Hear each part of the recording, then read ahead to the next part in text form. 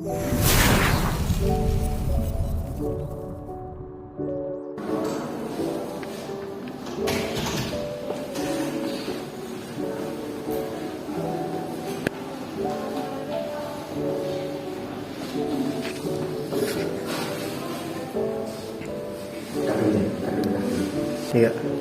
Assalamualaikum warahmatullahi wabarakatuh. Waalaikumsalam warahmatullahi wabarakatuh. Apa kabarnya adik-adik sekalian? Alhamdulillah baik, Pak.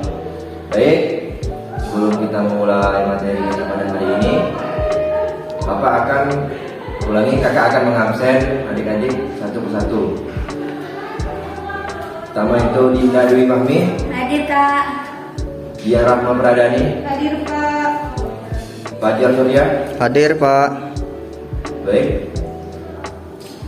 Pada kesempatan kali ini, sebelum kita memulai materi kita pada kali ini, pada baiknya kita bersama-sama berdoa menurut kepercayaan dan keyakinan masing-masing.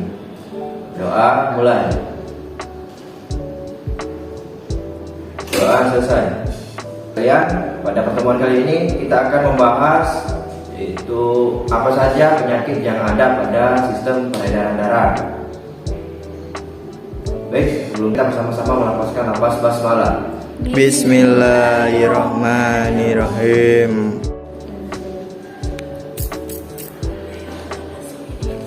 Baiklah, adik-adik sekalian, pertemuan kita pada kali ini akan membahas tentang penyakit apa saja yang terdapat pada sistem peredaran darah.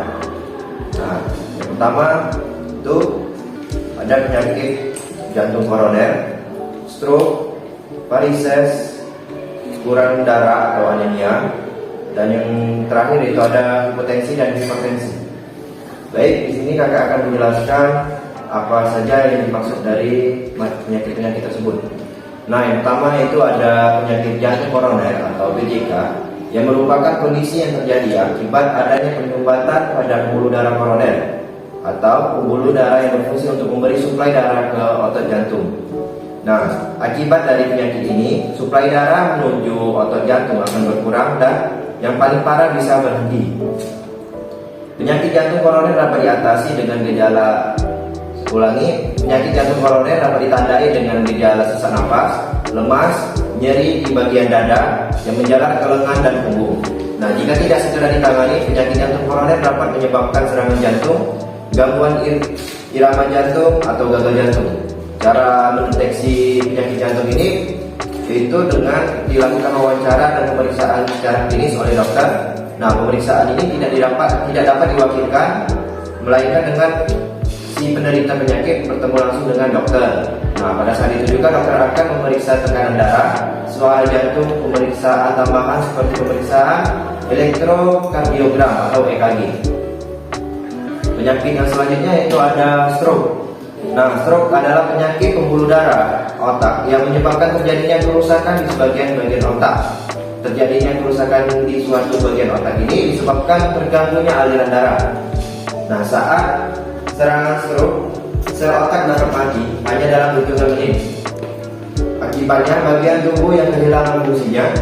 Salah satu penyebab dari penyakit stroke ini paling umum terjadi adalah tingginya tekanan darah atau hipertensi. Nah, tekanan darah yang terlalu tinggi bisa menyebabkan pembuluh darah arteri yang membawa darah oksigen pecah atau tersumbat sehingga menyebabkan stroke. Selanjutnya itu ada penyakit varises. Nah, untuk penyakit ini umum terjadi atau diderita oleh orang-orang yang sering melakukan olahraga berat. Nah, varises adalah gangguan pada pembuluh darah vena yang besar, bengkak terpuntir yang sering tampak berwarna biru keunguan. Nah, kondisi ini terjadi ketika katup di pembuluh darah tidak bekerja dengan baik dan darah tidak mengalir secara efektif. Munculnya serabut atau garis-garis berwarna biru keunguan di permukaan kulit. Pada kasus varises ini mungkin tidak menimbulkan rasa nyeri, tetapi vena terlihat menonjol dan membengkak sepanjang paha, mata kaki ataupun lutut. Nah, kulit terasa gatal-gatal, terutama di bagian tungkai bawah dan pergelangan kaki. Faktor utama dari penyebab varises ini yaitu berdiri atau duduk terlalu lama, kebiasaan ini menyebabkan darah di pembuluh vena pada bagian kaki sulit mengalir. Nah, selanjutnya itu ada usia. Risiko varises juga makin tinggi seiring usianya bertambah. Jenis kelamin. Nah, untuk jenis kelamin ini, sebagian besar varises itu diderita oleh wanita. Dan selanjutnya itu ada faktor keturunan, obesitas, dan masalah kesehatan lainnya. Nah, penyakit peredaran darah selanjutnya itu ada kurang darah atau anemia.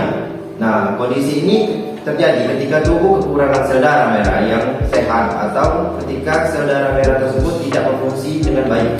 Nah, akibatnya organ tubuh tidak dapat mencukup oksigen sehingga membuat penderita anemia pucat dan mudah lelah.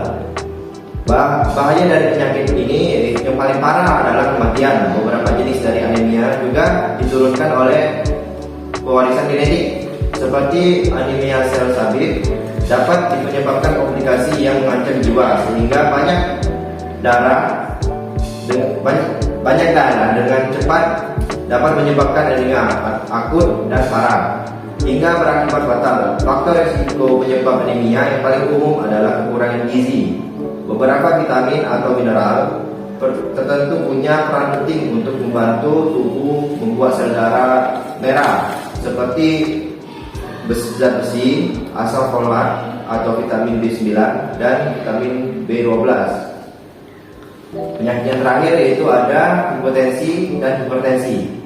Nah, itu dua penyakit ini merupakan kondisi yang saling berseberangan, yang dimana hipotensi itu adalah penyakit tekanan darah rendah yang kondisinya terjadi ketika darah berada di bawah 90/60 mmHg.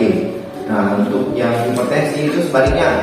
Hipertensi adalah kondisi meningkatnya tekanan darah hingga melebihi angka 140/80 mmHg ataupun lebih. Baiklah adik-adik sekalian, mungkin itu saja materi yang dapat kakak sampaikan. Sampai sini ada yang ingin ditanyakan?